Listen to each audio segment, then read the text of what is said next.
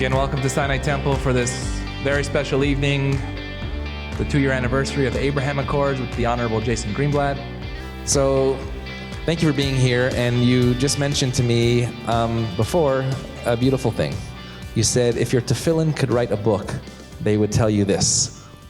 Where have your tefillin been over the last few years, and what has it been like for you and for your tefillin? First of all, thank you for being here tonight. Thank you for hosting me, both Sinai Temple, the Simon Wiesenthal Center, and all of the partners. I appreciate the opportunity, and lucky for me, this is not my first time at Sinai Temple. I think I just want to start, I might be jumping ahead on your list of questions, with what it means to be an observant Jew, because that sort of ties into the tefillin question. So when President Trump appointed me and Jared Kushner and David Friedman to our roles, the press was less than kind. They basically felt, what do you people, you observant Jews, know anything about the Arabs, anything about making peace? It was really remarkable to see. And I will tell you that the region is a very religious place. They believe in God. They respected me. They respected me for being an observant Jew, whether it was where I needed a place to pray with my tefillin. So to directly answer that part of the question, my tefillin have been in Arab homes in Saudi Arabia. Probably my weirdest place was a mosque inside one of their country's airports. My poor rabbi got so many weird questions from me. Am I allowed to pray in this room, which is not a designated prayer room as you might see in America, but a designated mosque? Because at the time, and maybe still in Saudi Arabia, they didn't have a multi-religious prayer room. But they were also in conference rooms in various countries where I know that I was being recorded. Every one of my moves was being watched. But I will tell you that they would tell the story that I tell, which is that I was shown respect, my tefillin was shown respect throughout the Arab countries. I was shown respect in their endeavor to feed me as kosher food as they could find. Although my first Friday night in Saudi Arabia was a bit of a sad meal. It was rice cakes and peanut butter, my fault, not theirs. My wife took really great care of me and packed me with food all the time to Washington, but when you go to Saudi Arabia, it's not so simple. But I will also add that the Palestinians themselves were also very respectful of me being kosher, of me being observant. One of my first meetings with Palestinians, they had a giant feast with a lot of their leadership, and the spread looked quite amazing. Apparently Palestinian food is quite good, but they made sure to bring in some kosher food for me from Israel, and they didn't just bring like a little falafel, they brought some good stuff. So my experience was just enormously positive, and I'm proud to say that they received me and my tefillin very, very warm and welcome. So I want to take a step back in terms of the English date on the calendar right now, which is just a couple of days after 9/11. 21 years after 9/11, 4 days after celebrating that 21st anniversary, Taliban is back in Afghanistan. There's an Iran deal back on the table. Maybe take us back to that moment of 9/11, and even thinking back then if something called the Abraham Accords 21 years ago could even be achieved 2 years ago. The answer is no, it never wouldn't have happened in my wildest dreams. First of all, I happened to have been with President Trump that day. I worked for President Trump for 20 years in the Trump organization. I remember walking up Fifth Avenue that morning, and I couldn't figure out what was going on. As I was walking a couple of blocks, there were people walking in the other directions, their mouths covered and like in shock. And I turned around, but based on the angle that I was at, because I was hugging the buildings, I didn't know what they were looking at. And then when I inched closer to the curb, I saw plumes of smoke. So I went upstairs, and I actually watched some of it from then Donald Trump's office.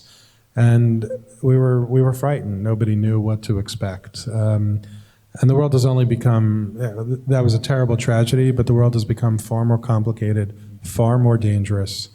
And even in 2017, when I entered the White House, I wouldn't have conceived of something like the Abraham Accords. When I went to Jordan for my first diplomatic mission to meet Arab leaders, I met all of the foreign ministers from all the relevant countries.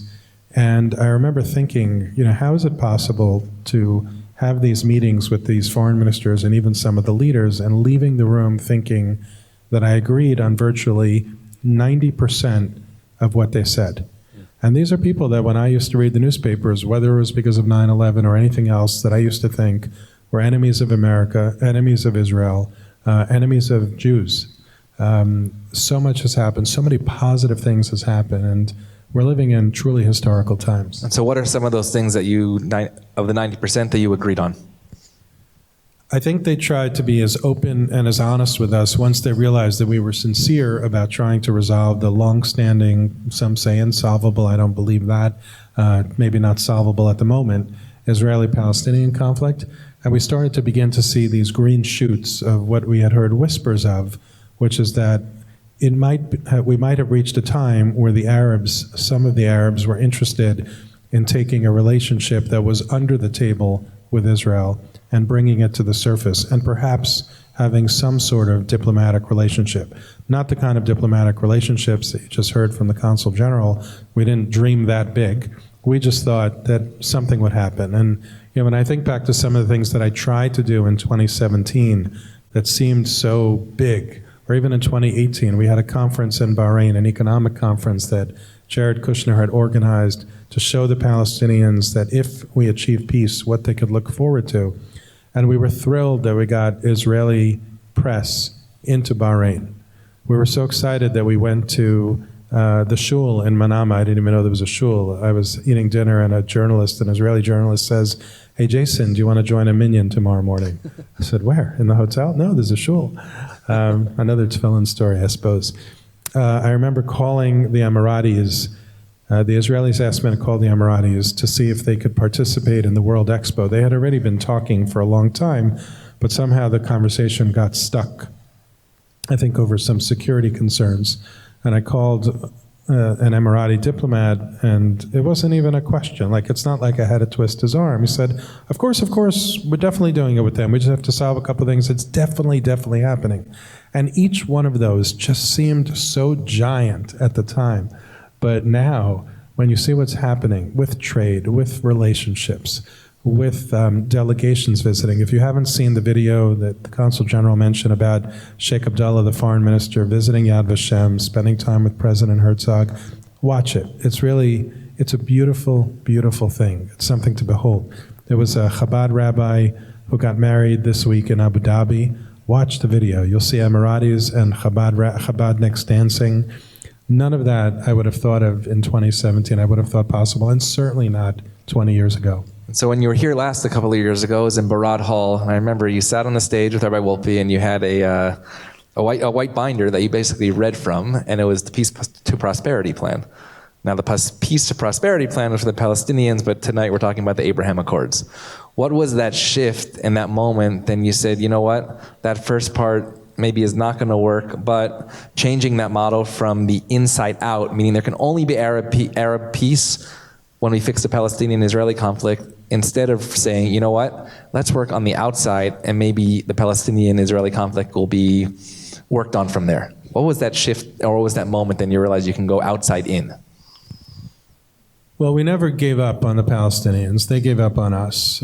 When President Trump recognized Jerusalem as the capital, basically he respected U.S. law. There's a U.S. law from 1995 that was bipartisan that recognized Jerusalem as the U.S. capital, and the embassy, the American embassy, was supposed to be moved from Tel Aviv to Jerusalem. Many people promised to do it. They ended up signing a national security waiver saying it was bad for U.S. national security to do it. And I'm not going to criticize them for not following through on their promise. I wasn't in the room. I don't know the intelligence briefings that they got. Maybe their reason for signing the waiver was legitimate. President Trump himself signed a waiver like that, and had to be signed every 6 months.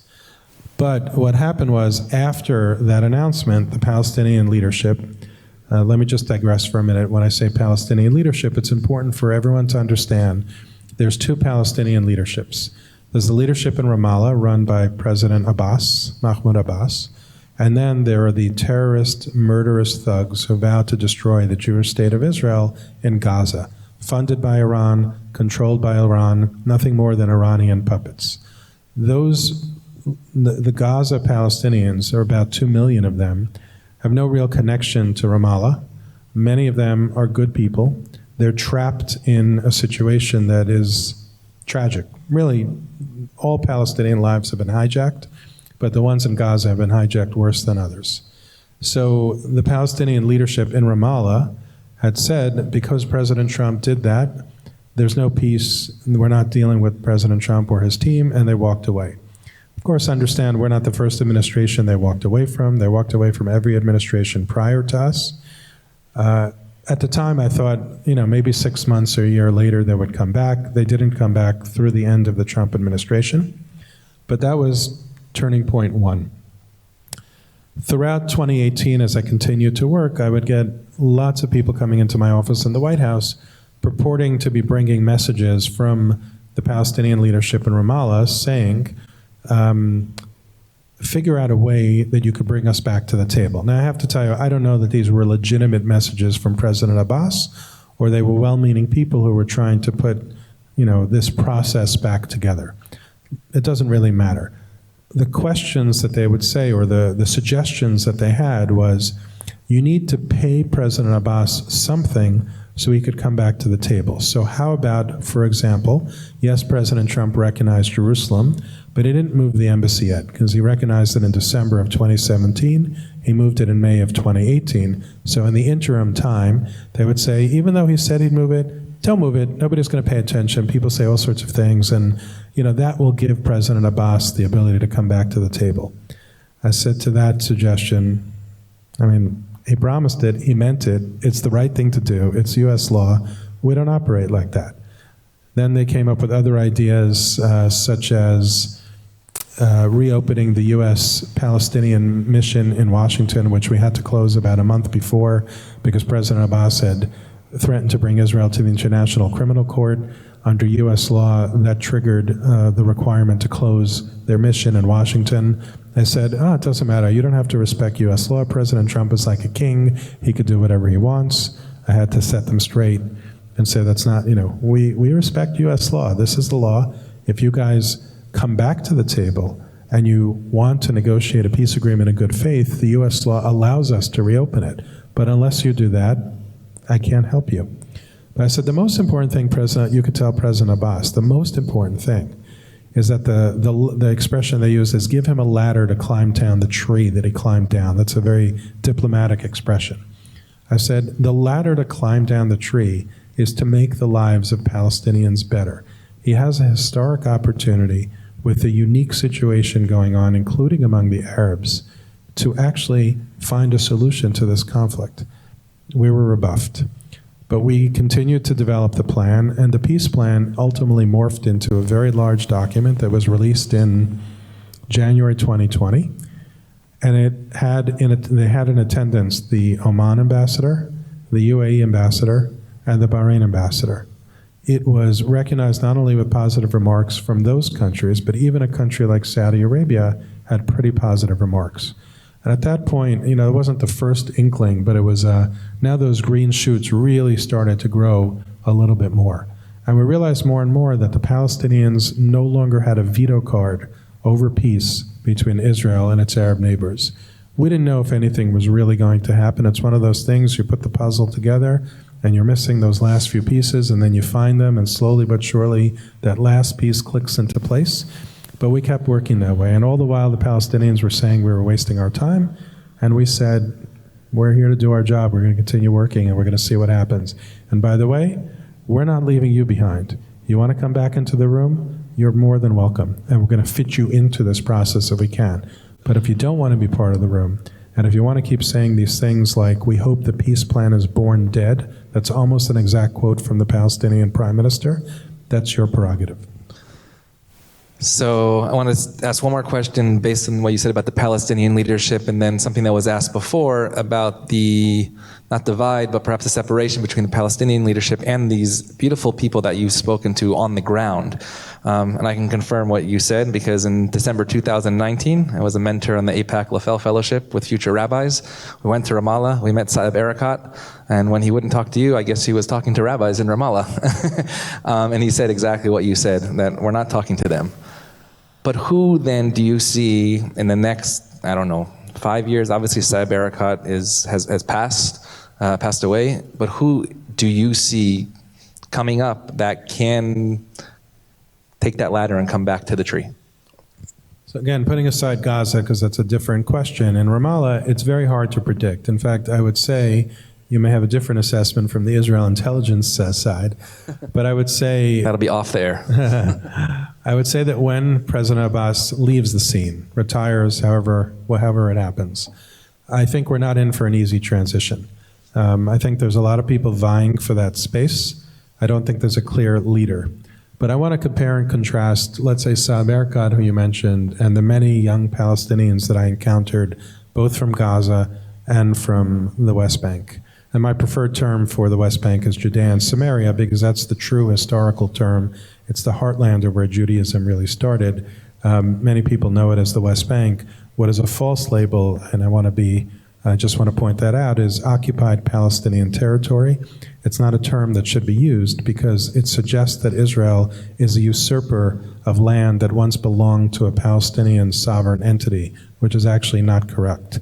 So I encourage you to either use the term Judea and Samaria or, not an offensive or incorrect term, West Bank is fine. Saeb Erekat, and he's passed away, I don't want to speak ill of him, he and I were on opposite ends of this conflict. We didn't agree on much, but we got along. But Saeb Erekat, when I went to deliver the news to him that we were closing the Palestinian mission in Washington because of that International Criminal Court threat by President Abbas, he had been recuperating from a lung transplant. I went to visit him to be Mavakir Cholim to him. And I had dinner with him, maybe lunch I think it was actually, with him, his wife, his son who just had a new baby. Again, with the food, they had quite a feast prepared. His wife apparently is a very good cook, but they made sure to have kosher food for me. I don't know how their food was. It smelled good. And I broke the news to him, and he was furious. He was very, he lost his cool sometimes. And he said to me after I told him that we were closing the office, this was a couple of weeks before we actually recognized Jerusalem, before President Trump recognized Jerusalem as the capital, he said to me, Jason, if you do that, it's over. There's no peace. You're a failure. You're going to go home a failure. You can't do that. Basically demanding at me, yelling at me, shouting at me. And I said to him, respectfully, Saeb, I'm going to go home. I'm going to live again with my wife and my kids, who I'm separated from other than Shabbat and part of Sunday. I'm going to get my job. I'm going to do my work. I'm going to enjoy my family. You're going to end up losing. Your kids are going to lose. I looked at his grandchild's picture. I said, your grandchild is going to lose. Don't think that we're the same administration that you've had before, where you can threaten and then we're going to say, oh, please, what can we do for you to make sure you stay at the table?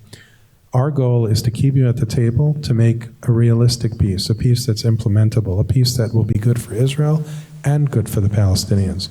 Our goal is not to just keep you happy and give you diplomatic wins that do nothing for the Palestinians other than, make people sound like they did something. It does nothing for Israel. If anything, it may put Israel in danger. And it certainly does nothing for the United States of America. Let's remember, I work for the United States of America. My salary is paid by the taxpayer. If there's something good for America, we're happy to do it. But if it's just something you want because it makes you look good, that's not our job.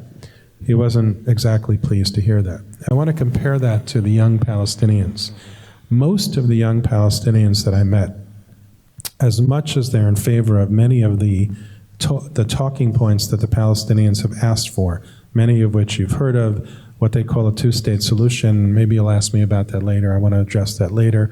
With all of East Jerusalem as the capital, where the so-called Palestinian refugees, we should touch on that too, some of them or all of them get to go into, live in Israel, things like that.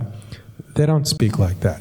So for example, after the Jerusalem announcement, many of them said to me, Jason, we're angry with you and President Trump for what President Trump did, but let's figure out a solution to Jerusalem that could work for everybody.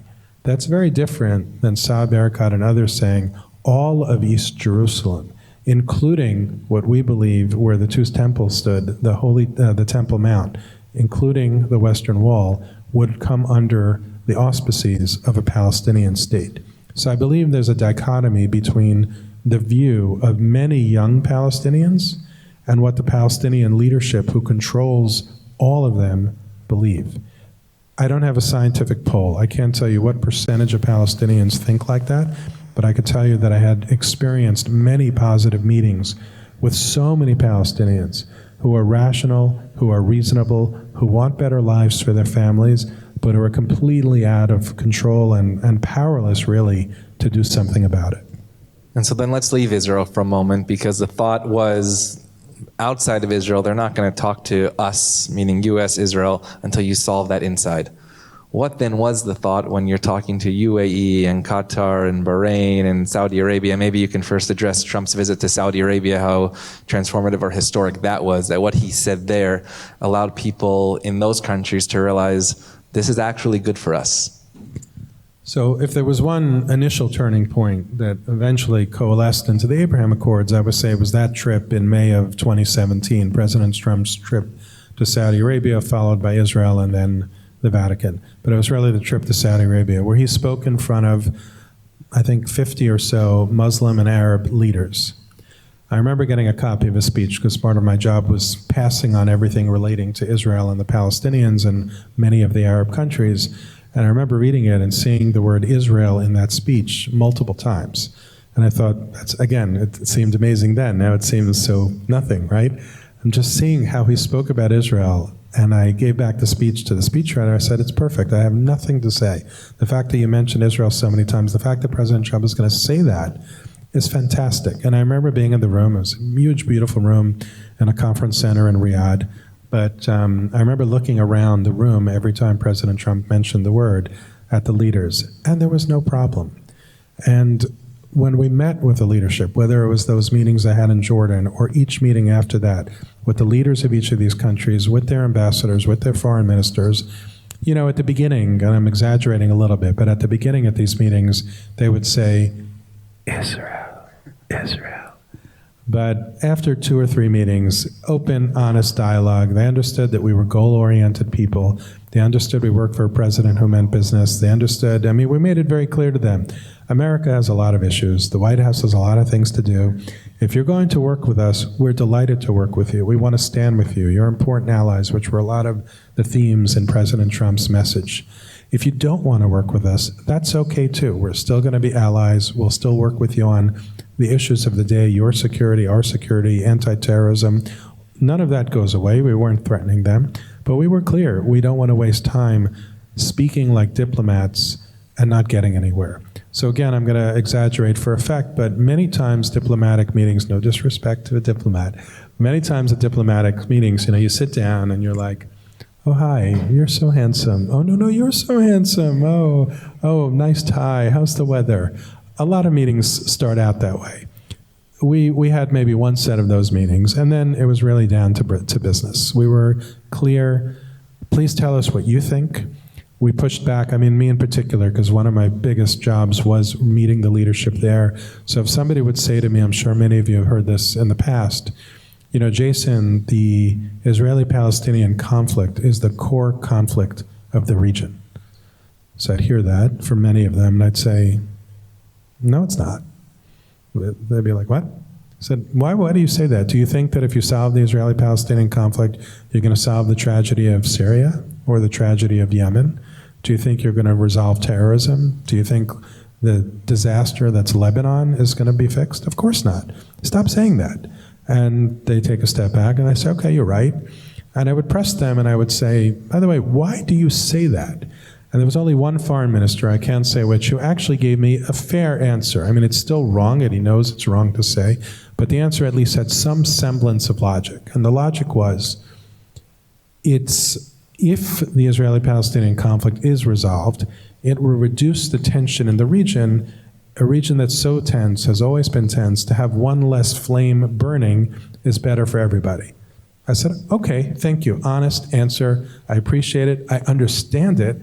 But then say it like that. And by the way, even if it's true, and I agree with it, that doesn't mean that Israel has to all of a sudden say, okay, so to reduce the temperature, Israel's going to agree to X, Y, and Z. It still means that the Israelis and the Palestinians have to get together in the room and negotiate in good faith a solution that could work realistically, something that's implementable.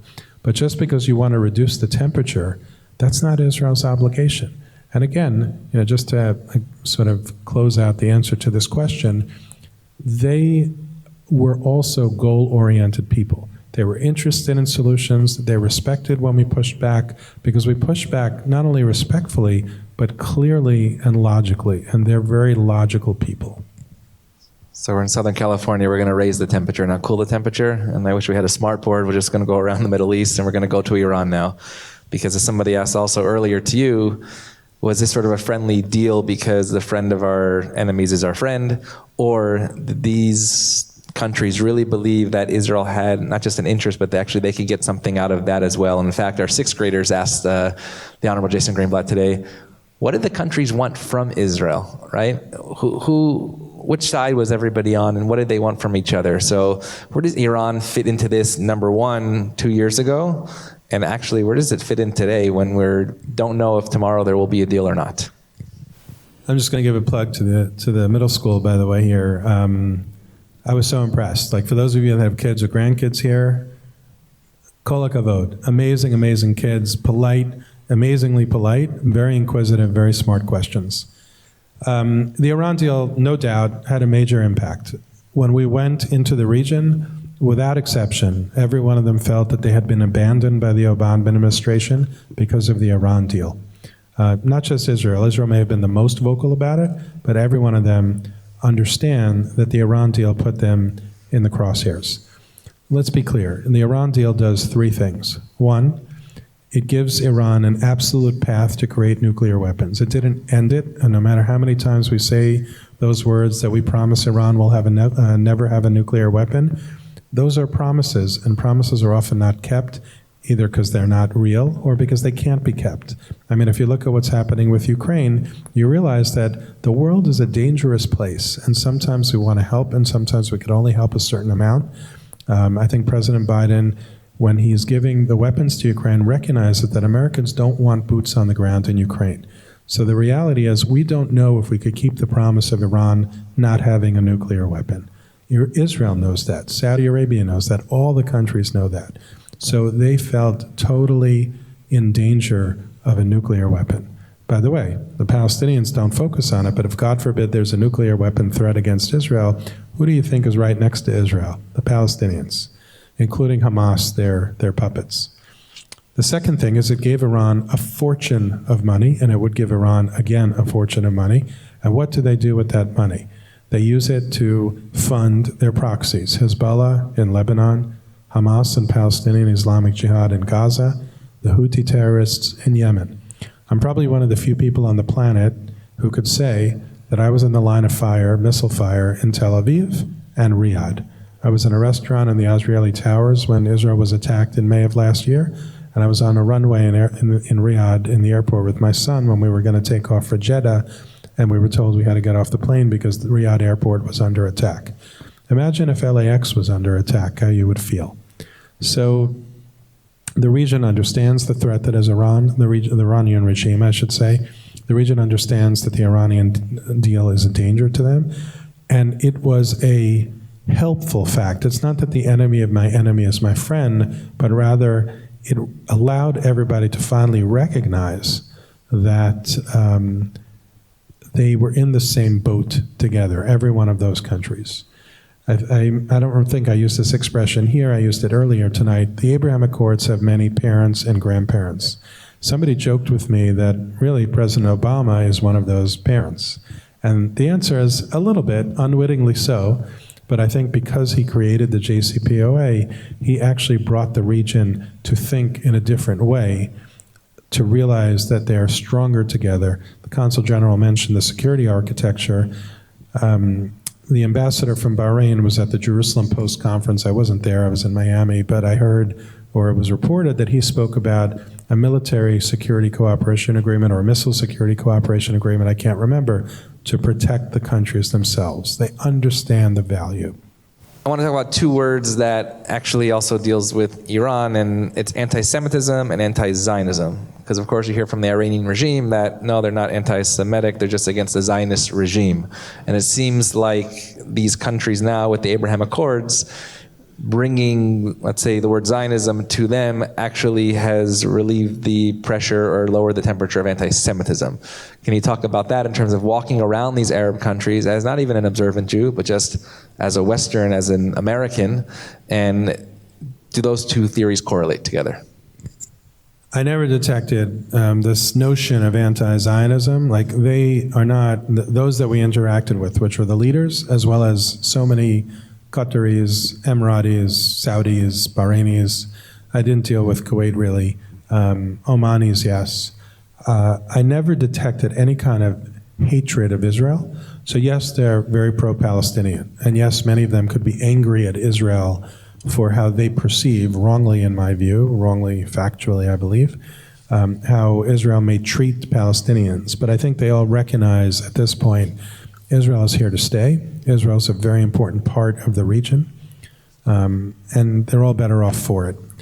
I never detected any anti-Semitism. I mean, I'll share just a couple of quick stories. This is post the White House. I was in, I don't want to say which country because I just shouldn't. I was in a particular country. I almost got stuck there for Shabbat with my son, which at least I was with my son. I hate when I get stuck there alone. But there was some technical glitch. We were at an airport and we might have missed our flight. And they were bending over backwards to get us out. And I was trying to figure out why, and then I got a text from the person who was organizing the trip in this country. He said, Jason, I know how much Shabbat means to you, and I know how much you want to be with your family to have your Friday night dinner. We're going to make sure you get on that plane. And they did. They don't have to do that if they don't mean it. I wasn't at the White House anymore. I'm just Jason Greenblatt, zero power. I can't give them anything. They feel it in their kishkas. They want the relationship. They believe it. That doesn't mean they're not pro-Palestinian or they don't want a Palestinian state, but they want a new Middle East. They want a new Middle East that's safe, that's secure, that's prosperous. Some people have different ideas of how to get there. They wish that they could sit with Israel to try to convince Israel to help the Palestinians, but they also recognize that the Palestinians are deeply divided. When I push back on them and I say, even if we were to get President Abbas in the room with Bibi Netanyahu, and even if we put down a couple of pieces of paper and we say, what about this? And President Abbas and Bibi Netanyahu at the time would have said, oh my God, you guys, you're geniuses. How did you figure out the answer to the problem that nobody else could do? Does that solve the problem? Of course not. You still have Gaza, you still have Hamas, you still have 2 million Palestinians who are suffering under Hamas that you can't fold into the deal. They're smart enough to recognize that. Egypt and Jordan, and this comes from our audience. Egypt and Jordan were the first to make peace with Israel, but it seems to be a bit of a colder peace than the things that we're seeing today. Whereas you mentioned weddings of Chabad rabbis in the streets of Morocco, etc. Do you see any way that perhaps those peace treaties would be a little warmer like the ones that we're seeing with the Abraham Accords? So each of those countries is different from each other and different from the rest of the countries. Jordan is a challenge. It's a very high Palestinian population. By some accounts, 70% Palestinian. The Kingdom of Jordan would say otherwise. So it's a much trickier, much more complicated country. What I think has happened is that Israel's relationship with Jordan in an economic perspective has gotten much better. From a security perspective, generally it's been very good. There've been some flare-ups, like one summer, I don't remember, I think it was summer of 2018, it might have been 2017, where there was a terror attack on the Temple Mount, and the tension with Jordan was very, very high. They were making a lot of demands out of Israel. Just to give you an example, and this wasn't Jordan, but to give you an understanding of just how crazy things could be, after this terror attack, I was dispatched to Israel and Jordan and to Ramallah. But before I was dispatched, my national security team came up to me and said, Jason, you need to tell Bibi Netanyahu to get rid of the magnetometers on the Temple Mount. And I said, they don't have magnetometers on the Temple? I don't understand. Like, I go into a football stadium here, you got to go through a magnetometer. What do you mean there are no magnetometers? Israel put them up because of the terror attack? Okay, that sounds like a brilliant idea. I'm going to tell Bibi Netanyahu to take down something to protect people's lives? Like, that's the psyche. Jordan was very difficult at the time. I mean, I have a lot of respect for King Abdullah. I have a lot of respect for their foreign minister. I know their prime minister well. But they were difficult to deal with then, and they have their own challenges. It's an important ally for America. It's an important friend of America. It's an important partner for Israel, but I don't foresee in the immediate future that that relationship will warm to the degree that it has with the UAE. Egypt has different issues. I think that relationship is getting better, is getting stronger. You know, I remember, I think I'm allowed to say this now, there was one of our earliest United Nations General Assembly meetings, must have been in 2017, when President al-Sisi and Bibi Netanyahu actually met there. And again, that was a big deal. But then you realize, look where the relationship has gone between Israel and Egypt. It's very good, but it's not yet where it needs to be. I think recently they started to resume flights back and forth. I think we should support Egypt. I think we should support Jordan too, by the way, but I think we also need to be careful and do it in a way that's beneficial to everybody without raising it to the level that some bad people want to make trouble. There's a great story in the book, by the way, that I know we don't have time right now because I want to get to these questions, but about the real relationship of King Abdullah and you and your son and the cars as well. So make sure you buy the book just to read that story as well. Thank you for the plug. Yes. This is a very important question from somebody who's hungry. Is the kosher Texan style in Teaneck still operating? I don't know. That's an I don't know. So those who are in Teaneck, there we go. A little question about the Israeli elections coming up, and they're on the horizon. Do you see a coalition constellation that you will be perhaps beneficial for the future of the Accords? And I know there's things going on even day to day about, I believe, the Arab Joint List sort of splitting apart and things like that. And what constellation for the future do you think would be the right fit for the Abraham Accords going forward? I'm not an expert in Israeli politics. I don't frankly know of anybody who's really an expert in Israeli politics. It's quite a system. But I feel fairly confident that whatever they end up with, whoever the prime minister is, and hopefully they gather a good coalition, I think that everybody in Israel understands the many benefits of the Abraham Accords, and I'm not worried for the future of the Abraham Accords, whatever the government of Israel ends up being. By the way, if there's no question about Jerusalem, before we run out of time, make sure we get there. What are the prospects for an expansion of the Abraham Accords to include places like Oman, Qatar, Tunisia, Kuwait, and more? Some say that the people who are competing to sign the Abraham Accords last is Kuwait and Lebanon. I don't know, but I'm not optimistic that Kuwait is high on the list. Oman apparently was high on the list. Right now, Oman has a new leader, the Sultan of Oman that we dealt with, who said some remarkable things. I mean, it's a cute story. Jared and I and Avi Berkowitz and Brian Hook showed up for a 9 o'clock dinner in Oman with the Sultan. A couple of guys come in, his colleagues were sitting, we're talking till about 11:30 without the Sultan. Then we go into the room, we meet the Sultan. Much older guy. He actually reminded me of the late Queen Elizabeth, like very wise, seen a lot, very, very balanced and interesting, and the things he said about Jerusalem and the Temple Mount were remarkable. But he's not in power anymore, he passed away. So I don't know the new leadership in Oman. Oman, like some of these countries, including Qatar, are in just as dangerous a position, let's say, as Israel when it comes to the Iranian regime. The Iranian regime has not threatened to wipe Oman or Qatar off the map, as it has with Israel, but these countries could be overrun in minutes by Iran. All of them, really, except maybe Saudi Arabia. So I think that we need to respect the fact that their job is to keep as much stability in the region as they can. We need to give them the space and the time to do things in their own way.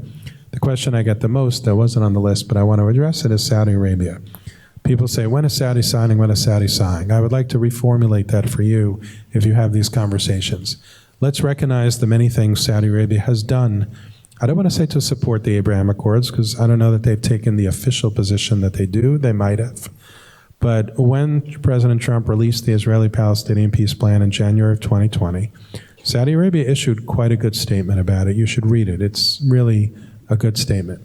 Saudi Arabia has made many public statements about Israel, not to say they're ready to sign, but they made a lot of public positive statements about Israel needing to be or being a part of the region.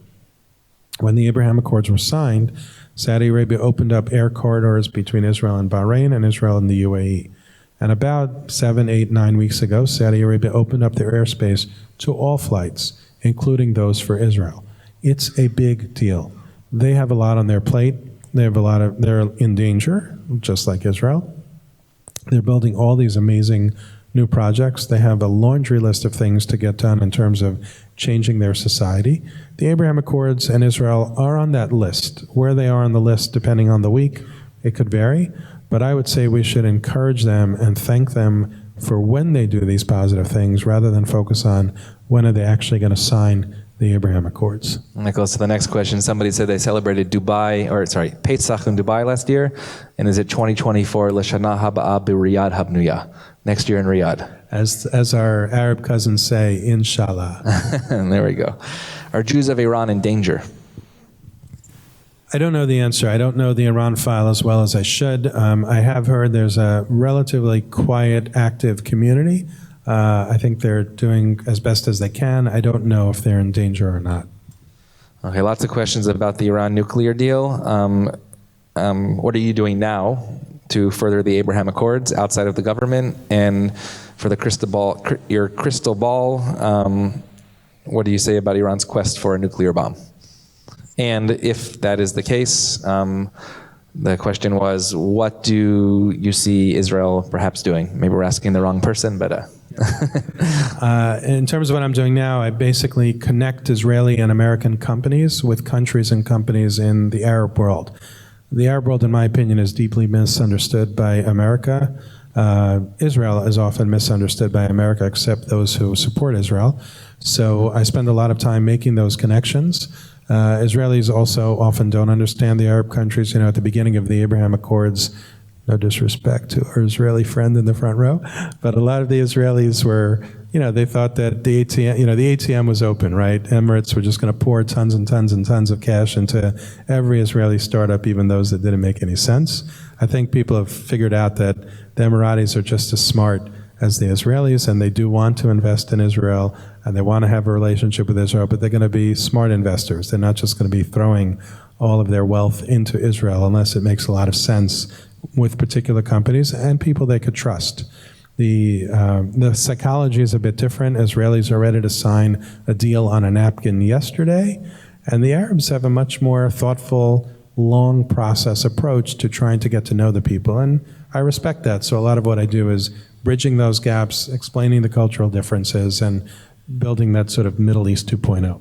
So Middle East 2.0, there's a question about the college campus. What do we do to train students about anti-Semitism on the college campus, and how can that bring, as we talked about earlier, Abraham Accords within this country?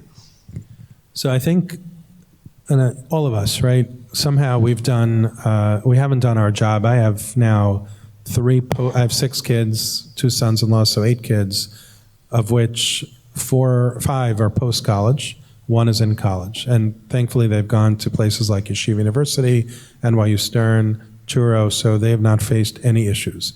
But I speak to their friends at other schools, and it's a big problem. Somehow we drop the ball. We're not giving these kids the tools that they need to be able to defend Israel in the way that they should. And I'm not saying everybody can. In some of these places, they feel in absolute danger. There was a story this week that the Department of Education is going after the University of Vermont because the Jewish students there feel absolutely unsafe. That's no yeshiva university, right? We have to stand by those kids, help them, educate them. If you hear the story, reach out to the university. Tell them you won't tolerate it. The same way we write letters to Congress people, the same way we support AIPAC or whatever the organization of Israel supporting things that we do, we have to give our kids the strength to do it. I know there's a lot of different organizations that try. I think we need one umbrella organization that's going to help our kids feel safe, feel educated, and be able to speak back. Sinai Temple Israel Center, how about that? Great idea. A couple more questions. A couple people are asking about what's been said in the media over the years about President Trump having anti-Semitic comments, but then you have this idea of Trump supporting Israel. Maybe you can address that in terms of how you saw it on the front lines. So I'm a guy who's the last question, so if we're going to complete the questions there. Thank you. I'm a guy who's worked for President Trump for 23 years, 20 years in the private sector, 3 years in the White House. I deal in fact and real experience, not in sound bites, not in news stories that manipulate him. And I'm not a guy who's going to defend every tweet. But I will tell you that I never experienced, forget anti-Semitism from Trump, the only thing I experienced from President Trump and Don Jr. and Eric Trump and Ivanka Trump, way before she was Jewish, was support for me being an observant Jew, encouragement for me being an observant Jew. Do I have time to tell the Shabbat story, the I love Yom Tov it. story? Yes. So when I was early in my career there, I was working on a very large transaction for Trump, worth hundreds of millions of dollars to him. And it was, this time of year, September, October, where I had to be out of the office either for the 2 or 3 days. I don't remember if it was one of those years where it was 3 days, might have been 2 days, multiple weeks in a row. And I worked as hard as I could. I slept in the office. I tried to get the deal done before the Chagim. I couldn't. I had to go into his office as a young attorney and tell him and say, look, I'm really sorry. The deal has to stop because nobody could pick up the pieces from where I was standing. Like, it's not that I was the smartest guy in the room, but it was my deal. I ran it. I knew all the moving parts. Nobody could take over. And I was afraid. It was 2 doors away. I remember very vividly the walk from my office to his office, a lump in my throat, nervous. What's he going to do? Am I going to be fired? Feeling like I left him down, his family down, my colleagues down. I explained the situation, and he says to me, Jason, go home, go pray, go be with your family. We'll pick up the deal after the holiday. That's the essence of the Donald Trump that I know. Just want to tell you one more thing to really answer this question. I know you all have seen the Charlottesville video, the very fine people, time and time and time again. I was just on Dana Bash from CNN called me 2 months ago and asked me to be on a documentary that she was doing about anti-Semitism. She wanted the Trump story to be told. So I spent about an hour and a quarter with her. I think I got 90 seconds in the show. But one of the things that I give her credit for, and I give CNN credit, is I made the point that when they show that Charlottesville clip, the very fine people, they leave out the rest of the clip, which unfortunately is what the media often does. And if you watch the full clip, you will see President Trump clearly saying, I'm not talking, this is not an exact quote, but almost, I'm not talking about the white supremacists and the white nationalists who should be condemned totally. And then he goes on to say something else and then eventually gets to the fine people on both sides. So if you're going to be watching media where you only see the fine people part, and then everybody's saying, oh my God, he's such an anti-Semite, but you don't actually see the full statement where he did condemn the terrible anti-Semites, it tends to lead you to believe something that's absolutely not true. Forget about his support for Israel, which is important. Forget about the fact that by canceling the Iran deal, he actually protected millions and millions of Jews, plus Arabs, in Israel. It is not who he is portrayed to be. Are there anti-Semitic supporters of Donald Trump? Of course. I'm sure there are anti-Semitic supporters of Biden. I don't call Biden an anti-Semite any more than I would call Trump an anti-Semitic just because bad, hateful people support them. You can't blame the person who is being supported for the disgusting behavior of some who support them. So a couple of questions on the two-state solution and either why is continue to be discussed, and also maybe you can share the Abba Shana Tova story as well, since we're close to Rosh Hashanah, and speaking about how we build personal relationships as well. So a two-state solution, Abba Shana Tova, Jerusalem, Laila Tov. Great. I'll try to be fast. I don't want to get between you and going home. Two-state solution. I don't use the term. Why? It means so many different things to so many different people. It's a diplomatic phrase that sounds lovely, like to the heart, to the mind. I wish it were true. But does that mean that Israel has to give up its security? Let's remember, Israel is a country that's been attacked relentlessly from the moment of its formation.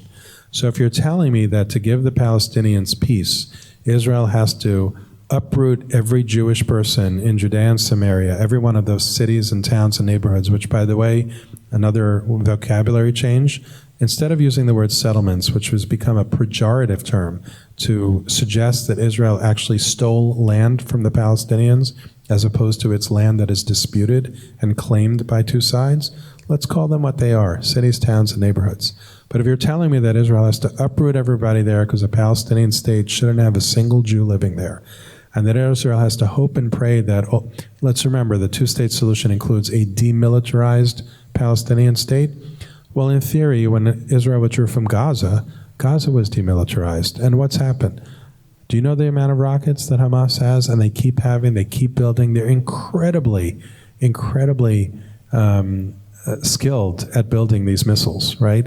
They will take anything that they get their hands on. They're so smart and they're able to create these weapons. A demilitarized state is only half the equation. The other half of the equation is Israel has an absolute obligation to protect its citizens, Arab and Jewish, Christian, Muslim, Jewish, no religion, whoever, from any threat.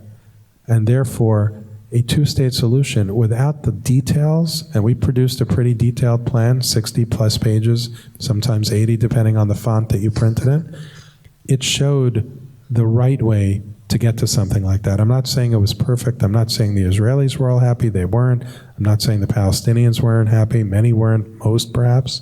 But it's, instead of using the phrase two-state solution, use the phrase possible peace between Israel and the Palestinians. Whatever it ends up being, if they get there, God bless them. But let's not focus on a three-word phrase that is completely undefinable. That's just diplomatic speak, and it means nothing. Can I do Jerusalem, and then we'll close out with President Abbas because it's Rosh Hashanah. I want to explain that there are many, many myths about the Israeli-Palestinian conflict, but perhaps one of the most pernicious myths has to do with Jerusalem. How many of you have been to the city of David? Okay, many, great. You should go back, it's an amazing place. But if you haven't seen the Pilgrimage Road, the Pilgrimage Road is something they discovered some years ago by accident. There was apparently a sewer break or sewer line break, and they ended up finding the road that led from the Shiloach pool all the way up to the Temple Mount. And the pilgrims, Jewish and otherwise, would walk that road. So they decided they would inaugurate the Pilgrimage Road by covering the entrance that had already been open, including many, many feet of it uncovered, with a paper mache or a wall that was slightly more than paper mache.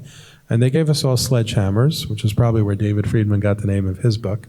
And we whacked into this paper mache wall. You can imagine the press, which went absolutely wild.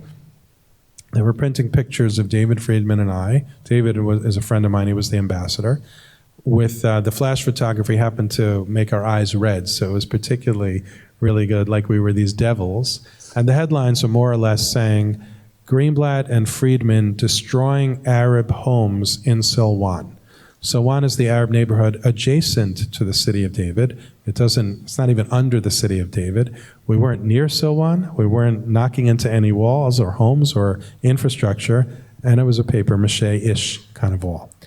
After that, they also started printing articles with Saab Erekat saying, the late Saab Erekat, Greenblatt and Friedman are Judaizing the city of Jerusalem, as if Jerusalem has no Jewish history, which of course we all know is completely fabricated. That's a claim that they make time and time again. I went back to the White House and I said to one of my colleagues at the National Security Council, I got to ask you a question. I'm here now, I don't know, 2.5 years. I haven't seen a single paper that says that East Jerusalem belongs to the Palestinians. I keep hearing it. Everybody says East Jerusalem will be the capital of a Palestinian state. Sometimes if the person is in a charitable mood, they say a capital in East Jerusalem, which is different than East Jerusalem as the capital. But where is that piece of paper? Enlighten me. So he's shifting in his seat very uncomfortably. This is a guy who knows this file inside and out. He says, let me get back to you. And he never needs to get back to you. He doesn't come see me that day, the next day, 2 days later. I finally call him. I say, could you come down? So where is it? He said, well, Jason, I got to tell you, there is no piece of paper like that. It's just that somebody said it many, many years ago, and then somebody else said it, and somebody else said it. And now, I'll use the word in a shul, it's gospel, right? It is what it is because somebody said it. So I said, okay, well, Nikki's not at the Security Council anymore. She did an amazing job. She had already left. I want to go to the Security Council, and I want to tell the Security Council that they need to stop saying that East Jerusalem is going to be the capital of Palestine because it's just a made-up concept. You speak about it as if it's international law. It's not. I wouldn't say he was so excited, but I would tell you that he took his direction well. I told him he needed to make, they wrote my speeches for me. I would edit them and I would put them in my voice, but they gave me the bones of the speech. I said, don't come back to me with like a 2. I want you to come back with a 6 to an 8. I give them credit. They came back with a 6 or a 7. I made it a 12. We negotiated it down to like a 9, right? But the key sentence to me was, just because the Palestinians aspire to have a capital in East Jerusalem does not mean it's their right. Now you could imagine how that went over in the Security Council. The German ambassador, absolutely disgusting. called me a liar, said I was going rogue, which made me glad that I actually negotiated the speech with the State Department rather than do it on my own. The French were not much better. The UK was fine. We let these lies persist.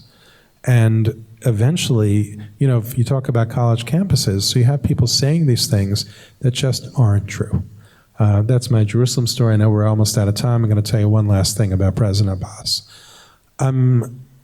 I don't want to pretend away any of his comments. For example, those of you that tracked this some weeks ago in August, he made a horribly disgusting comment in Berlin when he met the German chancellor about how Israel has perpetrated I think he said something like 50 Holocausts on the Palestinian people. Just horrific. His dissertation that he wrote in Russia many, many years ago was disgusting. I wrote about that in my book. So I don't want to excuse the many terrible things that he has said. But I want to show you tell you about a side of President Abbas that you may not know. In 2017, when the Palestinians were still talking to us, we were at the United Nations General Assembly, which is what's happening now in New York. And there was a particularly tough meeting between President Abbas and President Trump, like a really tough meeting. He was very irritated, angry, frustrated, President Abbas, that is. And at the end of the meeting, as he was leaving, he made sure to seek me out. I was on the other side of the room. He didn't have to say goodbye to me, but he didn't just say goodbye to me. He came up to me, he kissed me on my head, and he wished me a Shana Tova. The most important message I could leave with you tonight, whether it's the Israeli-Palestinian conflict, the Israeli-Arab conflict, the Abraham Accords, or, sadly, our own country, which has just become so incredibly divided politically, divided on ideology. Guys, we're in bad shape. Let's admit it. If I can travel as an observant Jew through Arab countries, forget the Abraham Accords, a fluke of history under very unique circumstances, very unique leaders. I did this even for 3 years before the Abraham Accords. If I can be welcomed by Arabs and welcome them, I've had many Palestinians in my home for Shabbat dinner, okay? And we could leave the room friends, but disagreeing respectfully. We hug each other goodbye, even though I know that they don't like my policy and I don't agree with their policy. We may have different narratives, different versions of history. I'm telling you, we could do it here. We could fix our divide here. We have to learn to respect each other. We have to learn to get along with people whose political leanings or ideology we don't agree with. And I'm not talking about the haters, the anti-Semites, the irrational, those that are unwilling to at least be deeper thinkers. But if President Abbas can come to me and seek me out and wish me a Shana Tova, I think we can all do better. So I'll leave you with that, wishing you all a Shana Tova.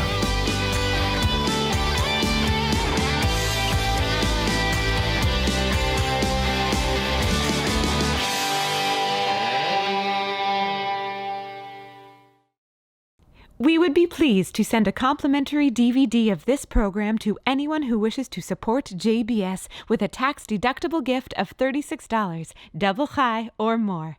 Simply visit the JBS website at jbstv.org and click on the donate button to make a donation by PayPal or your credit card. And please indicate the program for which you would like a DVD. Or you can send your tax-deductible check to JBS, Post Office Box 360, Stamford, Connecticut 06904. Or you can call the JBS Pledge Line at 833-MY-JBS-TV. That's 833-695-2788. And again, please remember to indicate which program you would like to receive with our compliments. We thank you for your kind support.